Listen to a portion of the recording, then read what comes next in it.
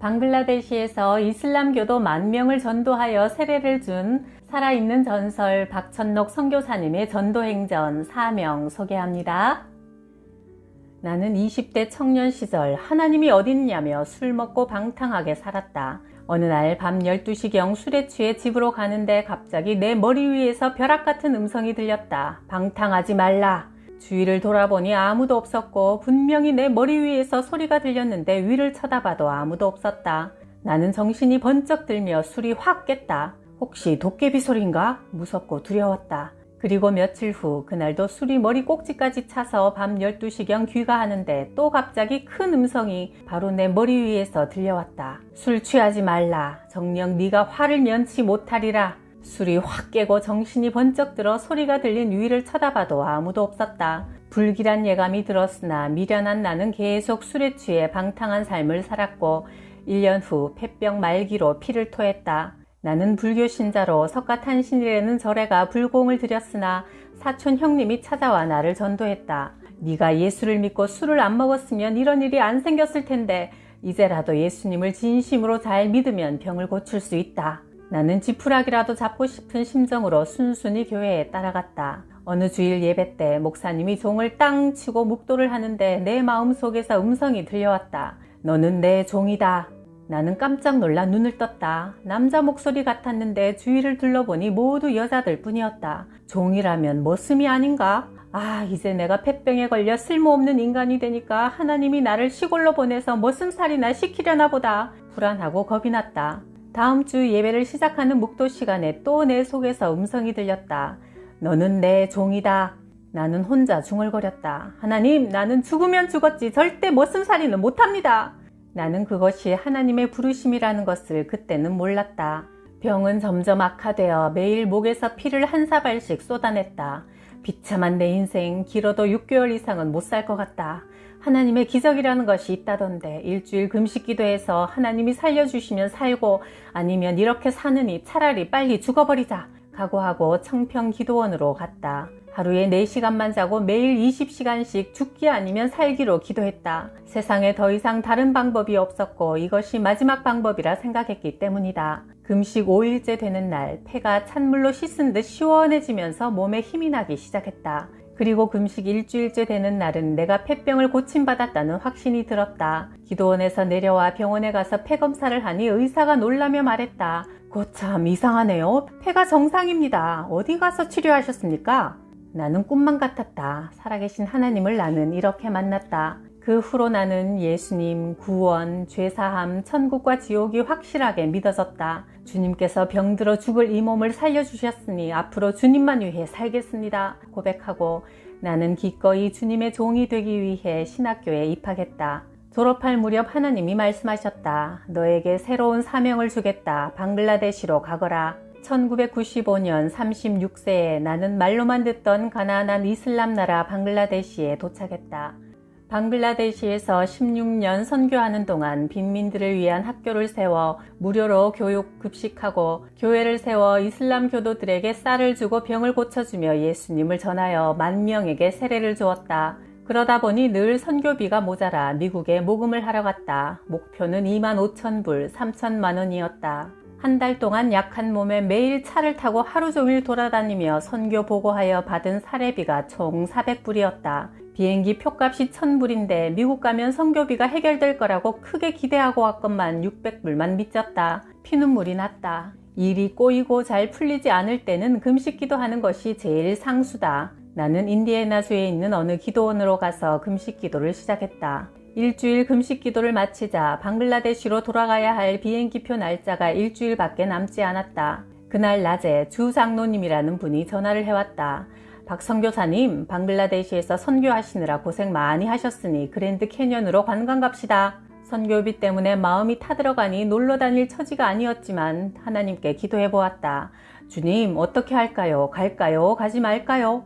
가보라는 마음을 주셔서 울며 겨자 먹기로 관광버스에 타고 보니 이 여행은 창조과학회에서 주관하는 것으로 40여 명이 타고 있었다.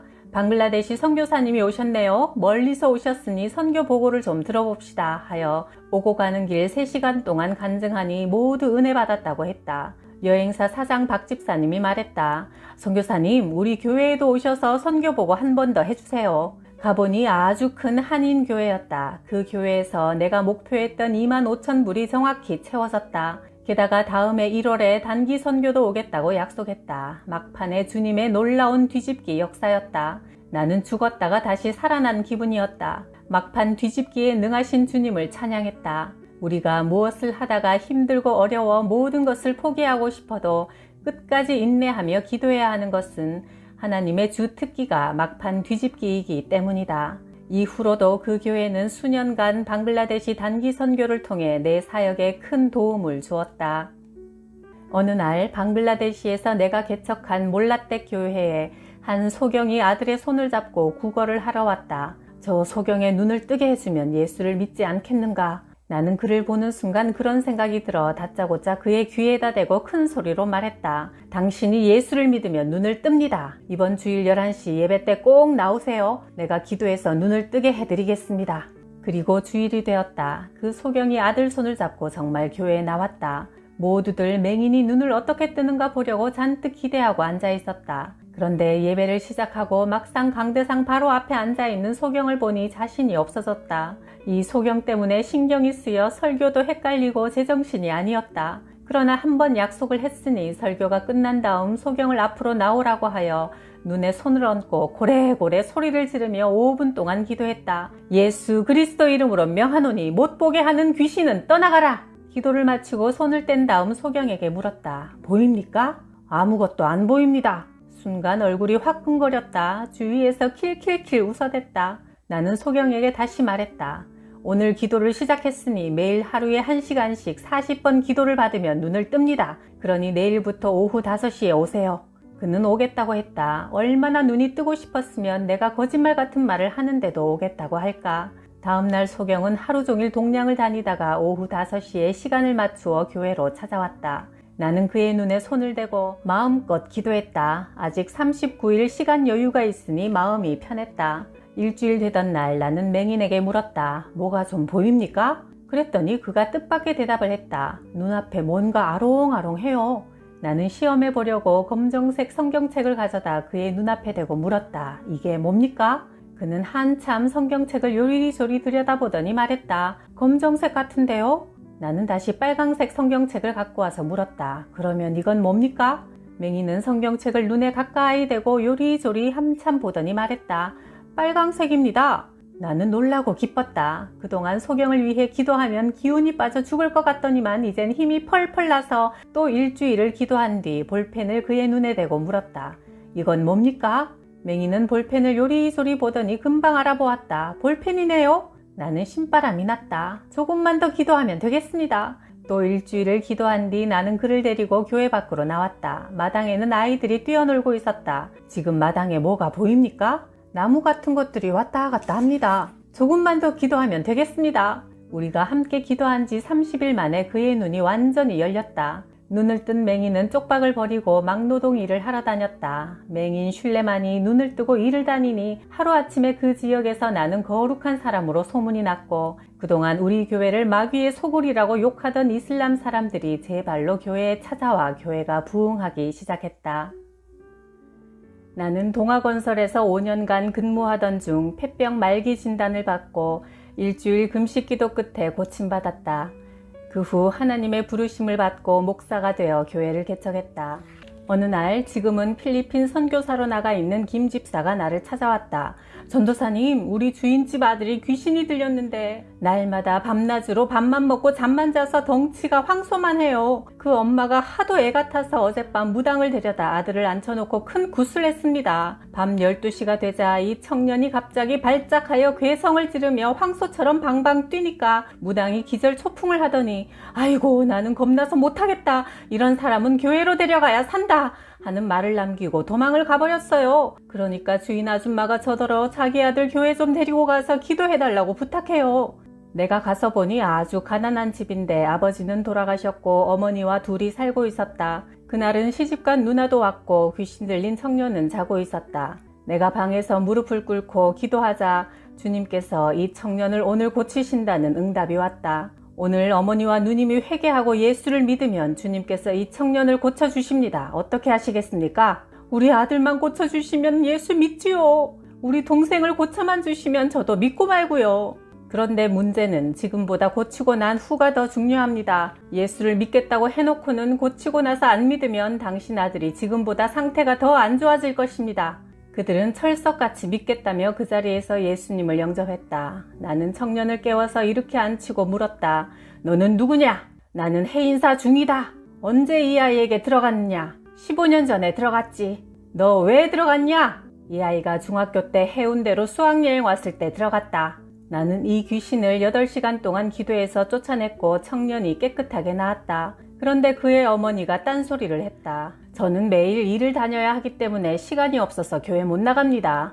그의 누나도 태도가 돌변했다. 내가 언제 예수 믿는다고 했어요? 그 후 몇 달이 지나 그 청년이 다시 귀신이 들렸다며 그의 어머니가 전화를 해왔다. 전도사님, 제 아들이 다시 발작을 합니다. 기도 좀 해주세요. 몇 시간을 기도해도 이번에는 끄떡도 없었다. 이제 소용없습니다. 집으로 데리고 가세요. 그런데 마수가 뻗쳐왔다. 그 가족들이 청년을 병원에 입원시켜놓고 나를 불러 돈을 요구했다. 당신 때문에 우리 아들이 그렇게 됐으니 책임지시오. 손해배상으로 3천만 원을 주시오. 돈을 안 주면 고소하겠소. 폐가 약한 내가 피를 토해가며 기도해준 죄밖에 없는데 졸지에 영등포 구치소에 수감이 됐다. 그 방에는 깡패들 19명이 있었다. 어깨에 문신을 요란하게 한 방장이 내게 물었다. 어이 전도사, 누굴 패고 여기 들어왔나? 내가 억울하게 들어오게 됐다고 자초지종을 설명하자 두 번째로 높은 깡패가 말했다. 전도사님, 환영합니다. 잘 오셨습니다. 저는 집사입니다. 제가 여기에서 3명을 전도해서 이들과 함께 예배를 드리고 싶은데 찬송하고 기도하는 것은 제가 다 하겠으나 설교를 할 줄 몰라 예배를 못 드리고 있었습니다. 그래서 제가 이곳에 전도사님 한 분만 보내달라고 기도해 왔는데 오늘 응답이 된 겁니다. 할렐루야!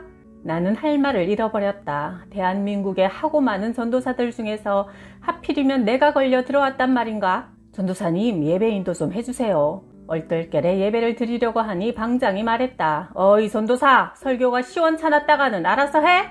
나는 마음속으로 간절히 기도했다. 주님, 어떤 말씀을 전할까요? 설교가 시원찮으면 저는 오늘 이 흉악한 깡패들에게 두들겨 맞아서 오징어가 되겠습니다. 성경 구절이 떠올랐다. 사도행전 16장으로 말씀을 전했다. 여러분, 바울과 실라가 전도하다가 억울하게 매를 맞고 감옥에 갇혔습니다. 그들은 감옥에서 하나님께 찬송하고 예배를 드렸습니다. 그때 갑자기 지진이 나서 감옥 문이 열려 나오게 되었습니다. 오늘 우리도 바울과 실라처럼 낙심하거나 절망하지 말고 회개하여 예수를 믿으면 하나님께서 감옥 문을 열어주셔서 이 방에서 나가는 기적이 일어날 것입니다. 이 설교가 마음에 들었는지 다들 시비가 없었다. 밤이 되어 모두 잠자리에 들자 아까 낮에 예배에 참석했던 한 사람이 내게 다가왔다. 전도사님, 자리를 바꿉시다. 변기통 옆이라 냄새가 많이 날 텐데 우리 귀하신 전도사님이 어떻게 이런 자리에서 주무실 수 있겠습니까? 제가 대신 여기서 자겠습니다. 아닙니다. 말씀은 고맙습니다만 저는 괜찮습니다. 그러자 방장이 큰 소리로 말했다. 어이 전도사, 바꾸지 그래? 방장의 명령에 할 수 없이 자리를 바꿨는데 자리를 바꿔준 그가 담요까지 가져와서 덮어주었다. 이곳은 한밤중에 아주 춥습니다. 이 담요를 덮고 주무세요. 그는 담요도 없이 웅크리고 칼잠을 잤다. 저렇게 인정 많고 착한 구석이 있는 사람들이 어떻게 흉악범이 되었을까? 이 방에 있는 사람들은 주로 청부살인, 조직폭력, 살인미수, 강도, 방화 전과자들로 청송교도소로 가기 위해 대기하고 있었다. 다음날 아침 식사를 하고 나자 집사가 또 내게 와서 청했다. 어제 전도사님 말씀을 듣고 은혜를 많이 받았습니다. 오늘부터는 오전에 1번, 오후에 1번 예배를 2번씩 드려주세요. 그러자 한 사람이 다가왔다. 나도 오늘부터 예배에 참석하겠소. 젊은 사람이 말마다 뜻이 있는 말을 하는구먼. 일주일이 지나자 예배에 참석하는 사람들이 하나 둘 늘어 15사람이 되었다. 밤낮 욕설과 음담패설만 늘어놓던 사람들이 달라지기 시작했다. 전도사님이 여기 오시기 전에는 세상 사는 것이 괴롭고 희망도 없어 콱 죽어버리고 싶었는데 요새 전도사님 설교를 들으니 살 소망이 생기고 비록 죄를 짓고 감옥에 있지만 마음이 기쁩니다. 이제는 정말 예수님 잘 믿고 새 사람 되렵니다. 어느 날 아침 예배를 드리고 나서 잠시 후 내 앞에서 2사람이 치고받고 혈투가 벌어졌다. 한 사람은 예배를 드린 사람이고 한 사람은 아직 안 믿는 사람이었다. 간수들이 달려와 피투성이가 된 두 사람 손에 수갑을 채우며 물었다. 또 왜 사왔어? 아, 글쎄 이 새끼가 우리 전도사님 앞에서 부처님 모양을 하고 앉아서 돈을 내놓을래 군밤을 맞을래 하며 우리 귀하신 전도사님을 조롱하잖아요. 내가 요새 우리 전도사님 설교를 듣고 나도 한번 마음 잡고 새 사람 되어 살아보려고 사고도 치지 않고 열심히 예배드리고 착실하게 감방 생활하며 기쁘게 살고 있는데 오늘 아침 이 새끼가 우리 귀하신 전도사님을 모욕하니 내 청송갈놈이 뭐가 겁나겠어? 이 자식을 오늘 콱 죽여버릴 거요.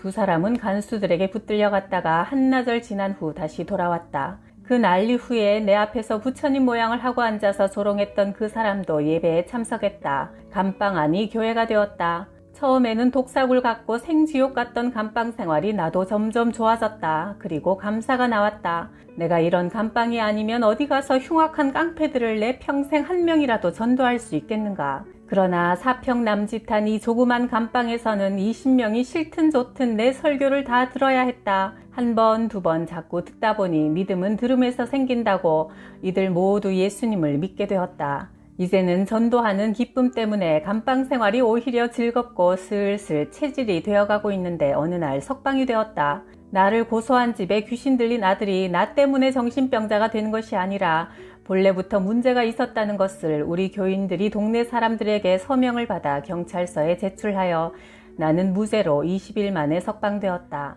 방한 사람들은 모두 자신의 일처럼 기뻐했다. 전도사님 나가셔서 부디 좋은 일 많이 하십시오. 모두들 눈물을 글썽이며 작별을 아쉬워했다. 그런데 내가 출소한 지 일주일이 지난 주일 아침 감방 동료 두 사람이 교회로 나를 찾아왔다. 나는 너무나 반가웠다. 도대체 어떻게 된 일이요? 석방이 되어 출소했습니다. 저희는 청송교도소로 갈 수밖에 없는 사람들이었는데 기적이 일어났습니다. 판사 재판이 있기 전날 밤 꿈을 꾸었는데 박 전도사님이 우리 감방문을 열고 들어오시더니 내 손을 잡고 데리고 밖으로 나가시더라고요. 다음날 법원에서 판사님이 뜻밖의 판결을 내렸습니다. 이번에 한번 봐줄 테니 새 사람이 되시오. 집행유예를 선고한다. 그래서 석방이 되었습니다. 그런데 그는 다름 아닌 내가 감방에 있을 때 내 앞에서 부처님 행세를 한 사람과 혈투를 벌인 사람이었다. 그리고 또 한 사람은 내가 화장실 옆에 잘 때 자리를 바꿔주고 하나밖에 없는 담요로 나를 덮어주고는 자기는 추워서 움츠리고 칼잠을 잤던 사람이다. 이 두 사람이 기적적으로 출소한 것이다. 이 작은 사람 중 하나에게 내 제자라고 하여 냉수 한 그릇이라도 주는 자는 결코 상을 잃지 않으리라. 마태복음 10장 42절 말씀대로 모진 감옥에서 자기 앞가림하기도 힘든 상황에 나를 선대한 이 두 사람을 하나님께서 기억하시고 상을 베푸신 것이다. 나는 주님께 감사했다. 내가 처음 감방에 들어갔을 때는 아니 귀신 쫓아내려고 목에서 피가 터지도록 기도해주고 감옥에 가는 이런 억울한 일이 어디 있습니까? 어째서 이런 일이 내게 일어납니까? 이해를 못해 괴로웠는데 생각지도 않게 감방에서 깡패 18명을 전도하고 나서야 나는 깨달았다. 아, 내가 진짜 그 감방 집사님의 기도 응답으로 대한민국 전도사들 중에서 가장 용감한 전도사로 뽑혀 그곳에 들어가는 영광을 누렸구나. 그리고 지금까지 기도원 기도가 제일 센 줄 알았는데 그보다 더 센 기도가 감방 기도라는 것도 알았다. 하나님께서 그런 불같은 시험을 내게 허락하신 것은 감방보다 더 험한 이슬람 땅 방글라데시로 나를 보내어 선교사로 쓰시기 위한 훈련 과정이었음을 나중에 깨달았다.